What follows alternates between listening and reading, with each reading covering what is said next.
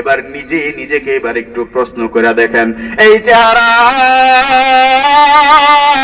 আজকে কেন মলিন হয়ে যাও? আজকে কেন তোমার দাম নাই? কেন সমাজে তোমার কোনো দাম নাই? বৃদ্ধ কেন হয়ে গেলা? বৃদ্ধ কেন হয়ে গেলা?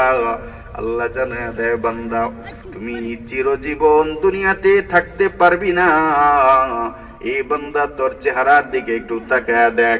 একটা সময় এমন ছিল তোমার চেহারার জন্য কত মানুষ পাগল, তোমার চেহারা দেখার জন্য তোমার বাবা পাগল, তোমার মা পাগল,